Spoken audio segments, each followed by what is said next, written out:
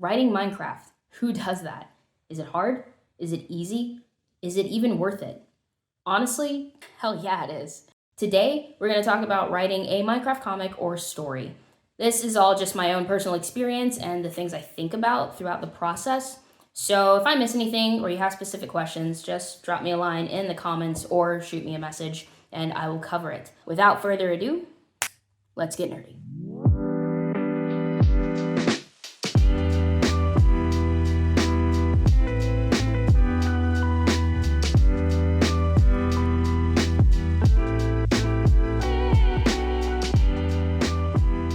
Number one, start brainstorming your story and characters.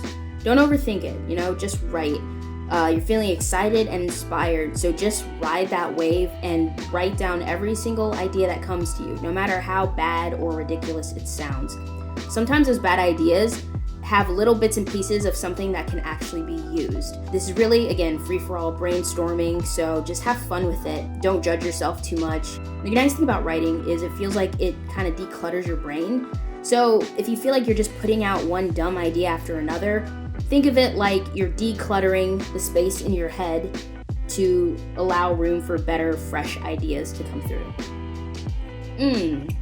Number two, get inspired by Minecraft. Whether you start your own gameplay or watch other people on YouTube, this is just a great way to get yourself re-immersed in the world, in the game mechanics, and all those things. Plus, it gives you actual ideas of things you can do in the story.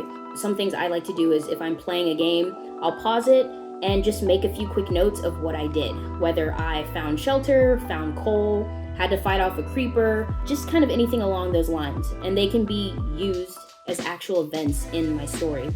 Another thing I did was allow cheats, so I could switch to peaceful mode, and then I could take screenshots, especially at night when mobs would normally attack. I wouldn't have to worry about that. Or if I wanted to just keep exploring the world, and that way I could find different biomes and different settings that I liked that could potentially be used in the story. For example, in my comic, the main character starts out in a dark oak forest. And that's because I had played in a world a while ago where I spawned in one, and I really liked that biome and the giant trees and giant mushrooms, and thought it was just a really cool starting place for my story. Number three is to dial in more on the story and characters. And I know this sounds like a repeat of number one, but this is basically where you want to take all the ideas you have and start to narrow down what's most important and what's most interesting to you, and also where you start to develop the plot.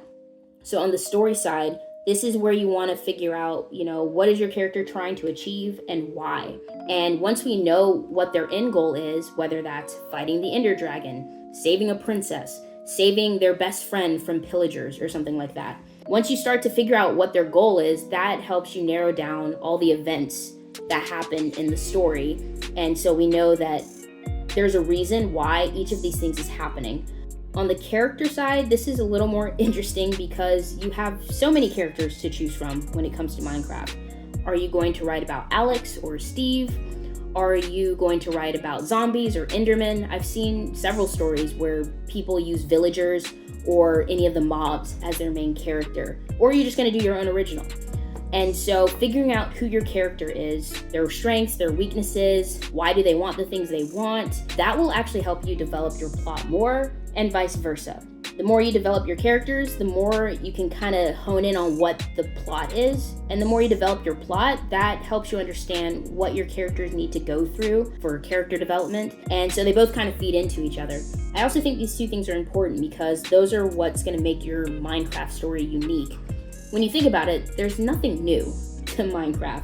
You punch a tree, build a crafting table, find some diamonds, fight mobs, farm wheat, all those things. But what makes it fun is seeing how different people choose to play. Some people try to quickly build up their armor and go OP. Some people like to play slow. Some people just focus on building epic builds. There's no one way to play it. And so I think when you figure out what angle you want to take with the story, that's where your own creativity and uniqueness can really shine. Okay, I need some more coffee. But in the meantime, we're going to talk about point number 4, which is figure out how realistic you want your Minecraft comic to be. I'll show you some examples from my comic. What you'll see is my character fighting a zombie, but she also gets scratched by that zombie. And in this case, there's blood, there's injuries. And that's the approach I wanted to take. And I felt like that raised the stakes of what the characters go through. Because, you know, when you play Minecraft, you get shot with 20 arrows and you just look crazy with all these arrows sticking out of your character, but it doesn't do much to you. Whereas if, say, you want to make the world more realistic, that's kind of dangerous. So you don't want your character to get shot with 20 arrows from pillagers or whatever. And so I need hot water. Hold on. Yeah, and I've also seen a lot of different comics where they keep the world and the story very lighthearted. And so it doesn't have to be super realistic. If you see different artwork, some of them stick to the blockiness of the Minecraft design. Some make it a little more realistic. And so it just kind of depends on how you want to approach the story. When you figure that out, that also is going to kind of help you decide what happens in your story. Okay, I got more coffee. I just need sugar. And we'll get to I think the last point. And the last point I want to make is stay faithful to the game mechanics and to the rules of Minecraft. This is more so for your readers, because if we all know that these two items, for example, are not normally crafted together in the game, you can't really change that in your story, and the readers are going to feel cheated, and it's just bad writing. It would be the same as if you created an original story where, say, you had a whole magic system. At the last minute, your character does something that's completely outside of the rules of that system.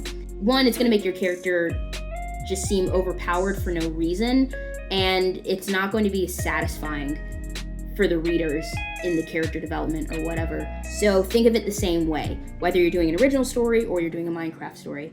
Those are all the points I can think of right now.